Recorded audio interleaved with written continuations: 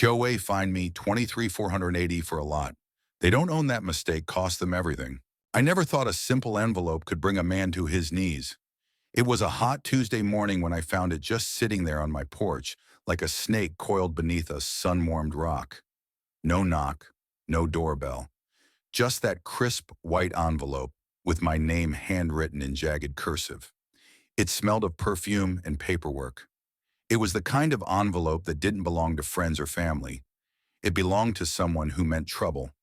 Inside a formal-looking letter, an invoice stapled behind it, and a cold, dry demand. Pursuant to violations under Community Standards Code, Para 4.1, you are hereby fined $23,480 for an unsanctioned use and neglect of Parcel B Common Area. Lot 17A under HOA oversight. Whispering Hills Homeowners Association Compliance Board. I live at 2319 Cedar Crest Lane. I bought it outright last year, after my divorce, to get a clean start. I'm a history teacher, pushing 50, and this house was supposed to be peace, freedom. I had a small back deck, a giant oak tree, and one golden retriever named Copper, who didn't care much about anything but sun patches and peanut butter. I did not, however, own any Parcel B. I had no clue where Lot 17A was, and Whispering Hills didn't have an HOA when I bought in. That's why I chose this neighborhood. My realtor even bragged about it. No HOA, no drama, she said, smiling over her clipboard. Perfect for someone who's done with other people's nonsense. Except, apparently, nonsense finds you. I drove straight to the county clerk's office that afternoon. 20 minutes in line. 30 with a clerk named Ronald, who had a cough like a haunted basement. He pulled up my property records. Nope. No HOA ever filed for Whispering Hills. Not even pending, he said, tapping the monitor. You said they're fining you 23 grand. He let out a low whistle and leaned back. You need a lawyer. That night, I couldn't sleep. The letter was still on my kitchen table, lit by the pale blue light of my fridge. Every time I walked past it, my stomach twisted. How could someone just make this up who gives a fake fine like that? Around 2 a.m., I made myself a cup of tea and decided to take a walk to clear my head.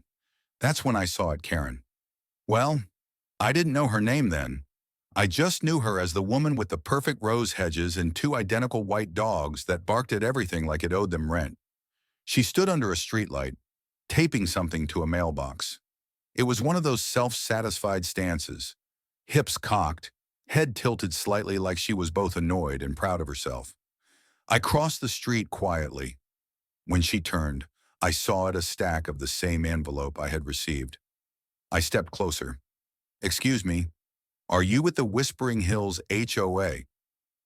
She startled, clutching the envelopes to her chest like sacred scripture. Her eyes narrowed. I am the HOA president, she said, with the kind of voice you hear on airport intercoms, tinny and full of authority no one asked for. There is no HOA here, I said. She smirked. There is now. The next morning, things got worse. Way worse. Dozens of houses on the block had those same envelopes taped to their doors, fences, mailboxes. Some neighbors were confused. Others were angry. But a few, God help us, looked impressed, as if someone finally stepped up to bring order to our little corner of suburbia. Karen strutted the neighborhood in yoga pants and heels, holding a clipboard like it was a sword. Her 2 demon dogs barked at anything that moved. By Saturday, she had posted laminated HOA rules on street poles. By Monday, she had issued citations for inappropriate grass length. By Wednesday, someone actually started mowing at midnight out of fear. And then, of course, came the fines. When I got the second letter, I snapped. It was printed on heavier paper, embossed at the corner with a shiny gold sticker that looked like it came from a craft store. It threatened to lien on my property if I didn't pay the outstanding balance of $23,480 within 30 days. It was signed Karen D., Blake President, Whispering Hills, HOA, Empowering Neighborhood Excellence. I had to sit down. I spent the rest of that week on my laptop, digging. The first real lead came when I found a Facebook group called Whispering Hills Rising. It was started by Karen 3 months ago, filled with passive-aggressive posts about protecting property values and reigning in the wild yards. She had comments from maybe 20 members, most of whom were either sock puppet accounts or neighbors I hadn't seen in years. I posted one message: is anyone else receiving fake fines from this HOA? They don't legally exist. This is fraud. I went to bed right after. By morning, the post had been deleted. I'd been blocked. Later that day, I confronted her. I had no plan, just rage. She was in her driveway, polishing her mailbox like it was made of gold. Her eyes barely moved when I approached. "Karen," I said, "you're not a real HOA. You can't fine people for property you don't even own." She blinked slowly. "Parcel B is under community oversight." "Parcel B is an empty lot owned by the city," I snapped, "and you have no legal authority to enforce anything." She laughed, actually laughed. "I filed the paperwork. I built the board. I am the authority. If you want to challenge that, good luck." And that was it. She turned back to her mailbox, like I was some fly buzzing in her afternoon. I walked away, but something inside me clicked. Fine. If she wanted a challenge, she was about to get one. I started by writing everything down: every letter, every threat, every neighbor's complaint. I bought a spiral notebook and labeled it Operation HOA Be Gone. It felt silly at first, but I needed somewhere to collect the truth before the lies buried it. I wasn't just fighting for myself anymore. By the second week, 4 other neighbors had approached me quietly. Greg, a retired Marine with a knee brace and a deep distrust of authority. The Nguyens, a quiet couple in their 70s who were threatened with a fine for planting non-compliant tulips. And Jasmine, a single mom who told me Karen's HOA patrol, aka her niece with a clipboard, had warned her about leaving her kid's bike on the front lawn. Each of them had received a letter. Each of them thought they were alone. It was Jasmine who gave me the breakthrough. "I checked the envelope," she said, holding up one of the fake citations. "There's a return address listed. It's a P.O.O. box at the UPS store off Highway 12. I drove there that same afternoon. The manager, Brian, with bleached blonde hair and a soul patch, remembered the name. Karen Blake," he said, flipping through a binder. "Yes, she's got 2 boxes here. Came in heavy with paperwork the first month. Said she was launching a nonprofit." "What nonprofit?" He raised an eyebrow. "Didn't say. But I remember the logo she put on the paperwork, something about community renewal and standards for suburban excellence. You ask me, that spells HOA cult." That night, I went full detective mode. I brewed coffee. I canceled my Netflix. I read county law like it was a thriller novel. And finally, I found it. Under Texas Property Code Moro 209, forming an HOA requires 67% of homeowner consent, legal notices, hearings, recorded documents, none of which had been done. Karen had registered a nonprofit, not a real HOA. She had faked authority, printed stationery, and intimidated the weak. This wasn't just illegal, it was textbook fraud. The next morning, I took all of this to a local attorney named Marla Dane. She was sharp, mid-40s, and had the kind of office that smelled like vengeance and cinnamon gum. I dumped the notebook on her desk and let her read in silence. After 20 minutes, she looked up.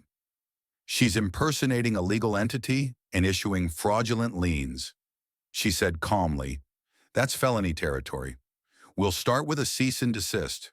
But if she pushes it, she will," I said. "Then we bury her." I spent the next 2 weeks gathering evidence. I called the city. I got maps showing exactly where Lot 17A was and that it wasn't on private land at all. I filed a complaint with the county attorney. I gave interviews to a small local paper. Karen's name made it into the Whispering Weekly. Right on the front page, "Fake hoe fines rile neighbors. President under scrutiny." The comments online lit up. Half the neighborhood didn't know Karen was self-appointed. The other half had suspected but were too scared to speak. Then came the best part: a letter from Marla, certified and signature required, arrived on Karen's doorstep. I was there to see her open it. She stood frozen at her mailbox, lips tight, nostrils flaring. One of her white dogs started barking uncontrollably, tugging at the leash. Her hand trembled just slightly as she folded the letter and looked around. She saw me standing on my lawn, and for the first time she looked nervous. But Karen didn't back down. Oh no. She doubled down. Within days. New laminated signs went up, pending litigation. HOA members must remain in compliance. She started parking her car in front of Jasmine's driveway. Greg got a warning for displaying political signage when he hung an American flag. And someone dumped a pile of mulch on my walkway in the dead of night. That was when I decided enough was enough. It was time to take the gloves off. I didn't want to start a war, but war had already started, and Karen made the first move. When I found the mulch on my walkway, I didn't get angry. I got organized. I texted Greg, Jasmine, and the Nguyens. We met in my garage that evening, under a single buzzing light bulb and the heavy scent of gasoline and old grass clippings. I laid out the documents, the property maps, the lawsuit plan, the fake incorporation records. Jasmine brought donuts. Greg brought 3 small American flags. Like it was some kind of patriotic mission. We called ourselves the Cedar Five. Our mission was simple. Expose Karen, end the fake HOA, restore our neighborhood. Greg's niece was a graphic designer. She helped us build a website overnight, www.hoafraudwatch.org. We posted scanned documents, quotes from county law, Karen's fake HOA letters with identifying info blacked out for privacy, and a timeline of events. Then Jasmine posted it on every community Facebook group and Nextdoor page within 20 miles. The response was explosive. People shared their own experiences, their own finds, their fears. An elderly man said Karen had harassed him for using his wheelchair ramp too often. A mother of 3 said she received a warning because her kids' sidewalk chalk drawings weren't aesthetically uniform. This wasn't enforcement. It was control. The site got 10,000 views in 3 days. Then, the media showed up. A reporter from Channel 8 News came to my house. Her name was Raven Thomas. Sharp suit, sharper questions. She interviewed me on my porch while Copper sat loyally at my feet. We understand you're being fined for a lot you don't even own. That's right, I said. Karen Blake is pretending to be the president of an HOA that doesn't legally exist. She's issuing fake fines, scaring residents, and creating chaos. What do you want to see happen? I want her stopped. And I want the neighborhood to know you don't have to put up with a tyrant just because she prints a letterhead. The story aired that night, and everything changed. Karen snapped. The next morning, she filed a counter-complaint against me, against Marla, my attorney, against Greg, Jasmine, and even the Nguyens. She accused us of character assassination, libel, and conspiring to dismantle a legally established residential oversight body. It would have been funny if it wasn't so dangerous. She's not just delusional, Marla told me. She's desperate, and that's when people like her are most reckless. But the counter-complaint worked against her because the county finally took notice. 2 days later, Karen was served this time by a real sheriff's deputy. She was being investigated for filing false legal notices, fraudulent lion threats, impersonating a government-adjacent authority, and unlicensed financial solicitation from homeowners. The deputy said she screamed at him for 20 minutes, accused him of being in on it, and slammed the door in his face.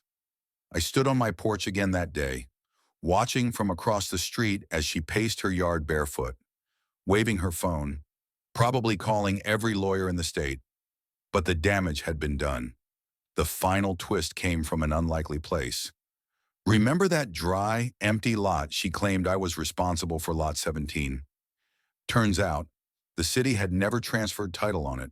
It was owned by the county since 1972 and had recently been earmarked for a new community garden project.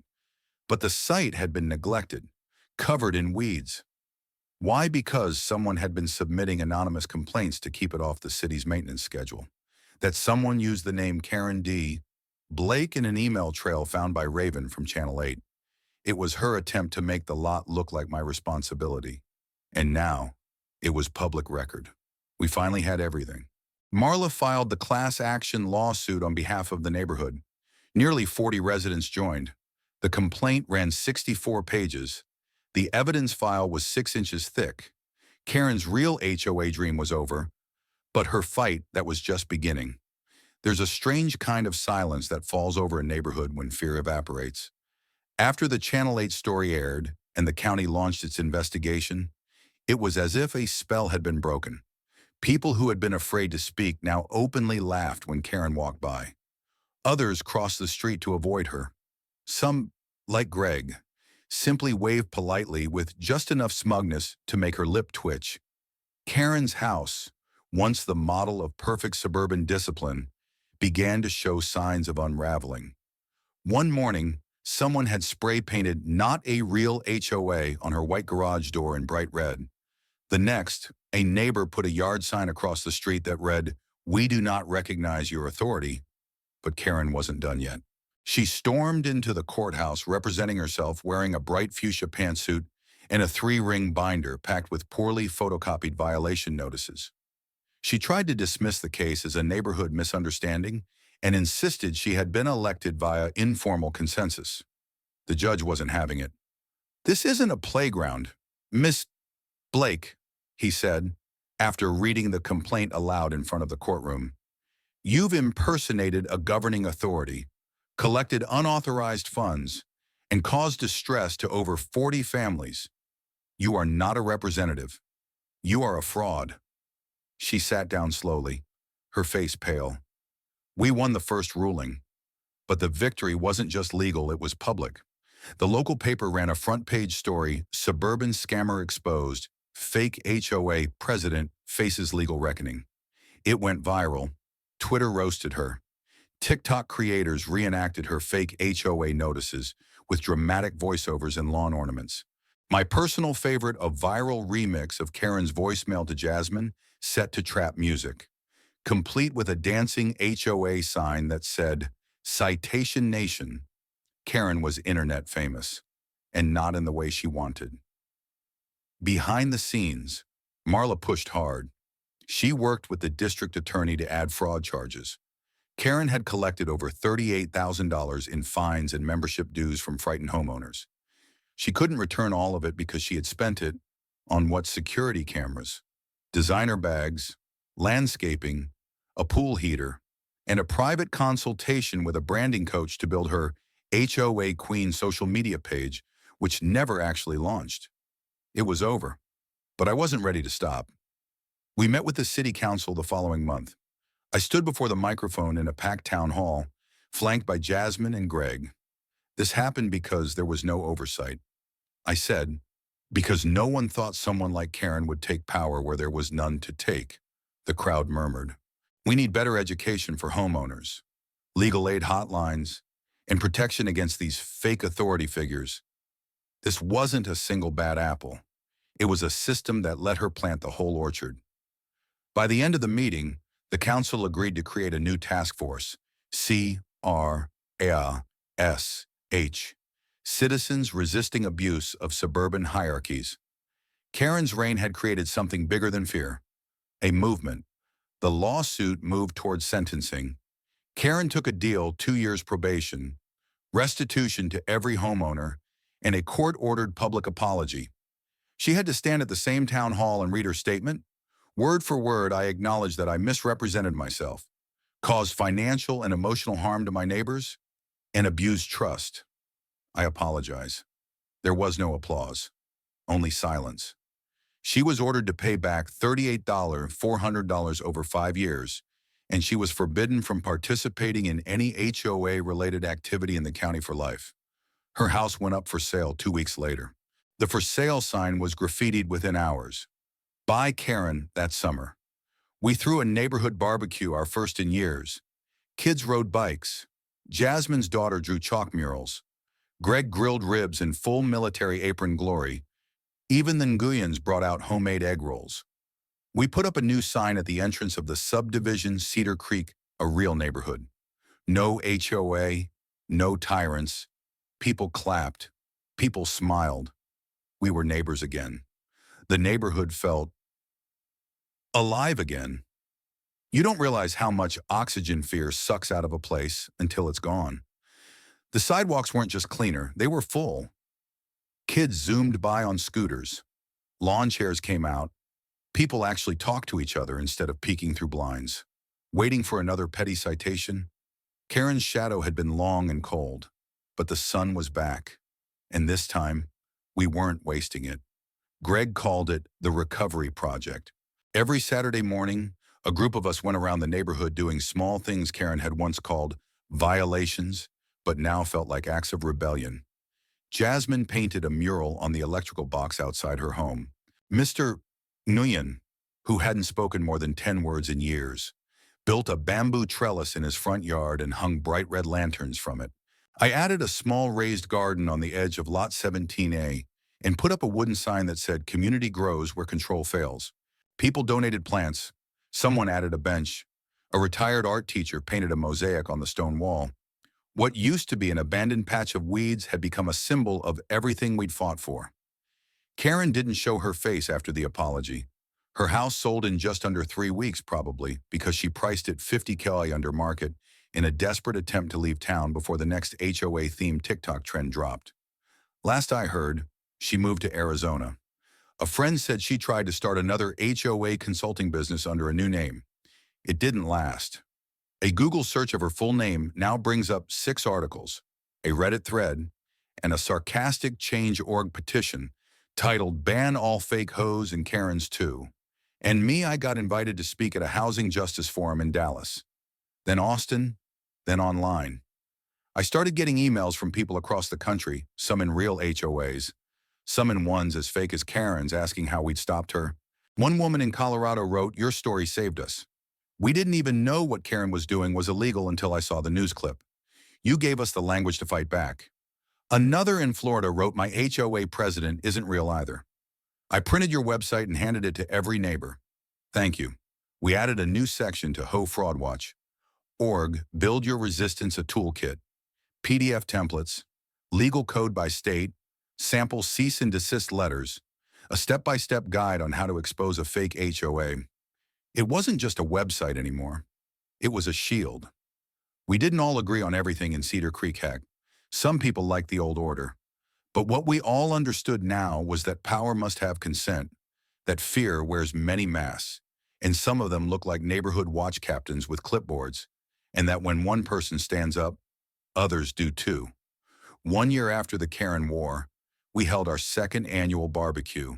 I looked around and saw new faces, young families, retirees, renters, everyone eating, laughing, living. I gave a small speech from the deck, short and honest. I moved here thinking I was buying peace. I said, but what I found was a fight for dignity, and together, we won. The crowd applauded. Someone shouted, "Tell 'em, HOA Slayer," and I nearly choked on my lemonade. It was silly. It was joyful. It was ours. The truth is, I'll never forget Karen, not because of the fines, not even because of the mulch, but because she taught me what happens when silence is allowed to masquerade as peace. Because sometimes, when you push back, you don't just stop a tyrant, you teach a neighborhood how to breathe again. HOAs can protect communities, but only when built on real consent and legal grounding. Abuse of authority, especially by self-appointed leaders, damages trust and divides people. If you've experienced unfair treatment in your neighborhood, speak up. Check your local laws. Talk to your neighbors. One voice becomes many, and many voices can bring justice. What do you think? Where's the line between order and oppression in a neighborhood? Should HOAs be reformed or abolished altogether? Share your story. Start the conversation. Let's take back our communities.